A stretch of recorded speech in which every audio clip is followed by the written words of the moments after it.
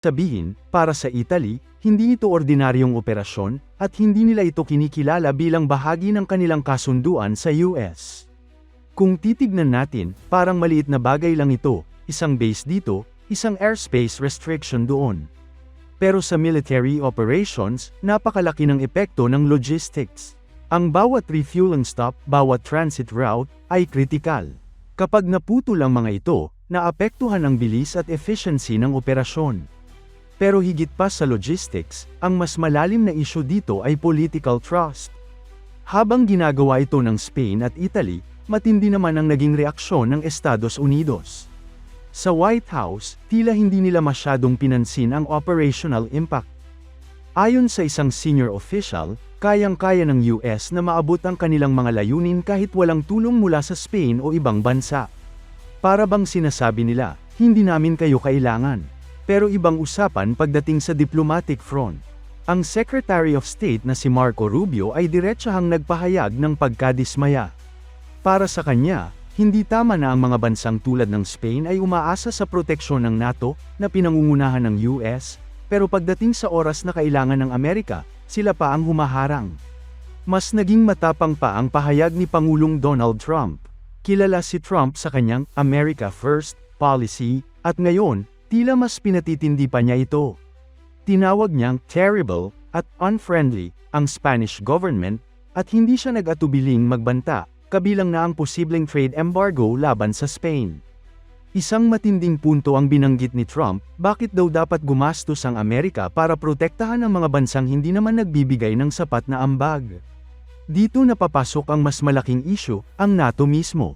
Matagal nang reklamo ng US, lalo na ni Trump, na maraming European countries ang hindi umaabot sa kanilang defense spending commitments. Sa ilalim ng NATO guidelines, inaasahan na ang bawat miyembro ay maglaan ng hindi bababa sa 2% ng kanilang GDP para sa defense. Pero sa realidad, marami ang kulang dito. Ngayon, may mga panawagan pa nga na itaas ito sa 5%, lalo na sa harap ng mga bagong banta sa Europa at Middle East.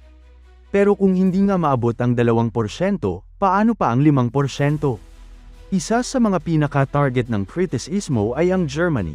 Ayon sa mga ulat, seryosong pinag-iisipan ni Trump ang pag-pull out ng humigit kumulang 35,000 US troops mula sa Germany. Ang plano, ilipat ang mga ito sa Eastern Europe, sa mga bansang mas malapit sa mga hotspots, at mas handang mag-ambag sa defense. Hindi na ito bagong ideya. Noong unang termino ni Trump, nag-withdraw na siya ng 12,000 troops mula sa Germany dahil sa parehong issue. Pero ngayon, mukhang mas malaki at mas agresibo ang plano. Ang mensahe ay malinaw, kung hindi kayo mag-aambag, hindi namin kayo poprotektahan. Kung iisipin, may logic ito. Bakit nga naman magbabayad ang US taxpayer para sa seguridad ng ibang bansa, lalo na kung ang mga bansang yun ay may kakayahang pandohan ng sarili nilang defense? Pero sa kabilang banda, may malaking risk din ito. Ang NATO ay hindi lang simpleng military alliance, ito ay simbolo ng unity ng Western powers. Kung magsisimulang humiwalay ang US, o kahit magbawas lang ng commitment, maaaring magdulot ito ng domino effect. Paano kung sumunod ang ibang bansa?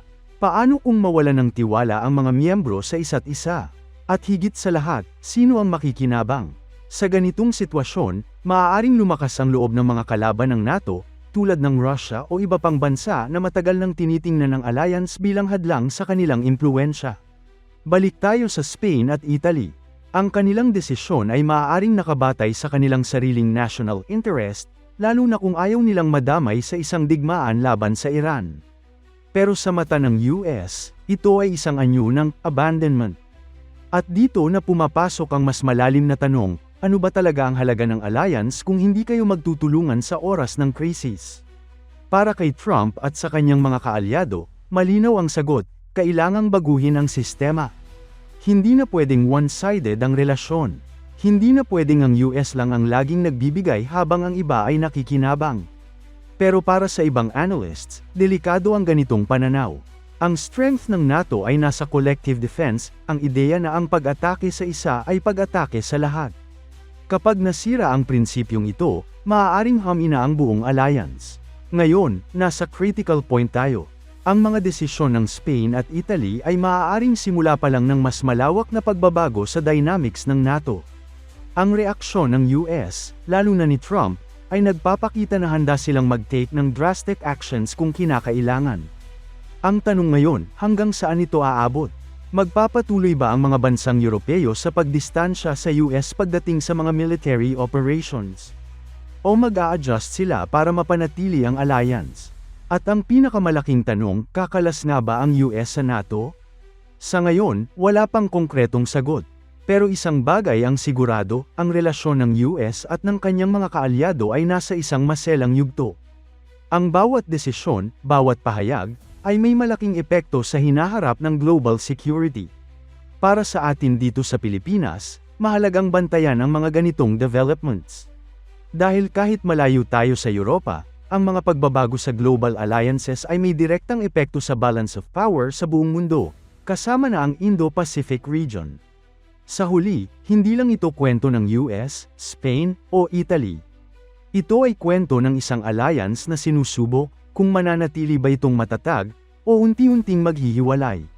At habang tumitindi ang tensyon sa Iran, mas lalong nagiging malinaw na ang laban ay hindi lang sa battlefield, kundi sa loob mismo ng mga alyansa. Abangan natin ang susunod na kabanata. Dahil sa bilis ng mga pangyayari, anumang oras, pwedeng magbago ang lahat.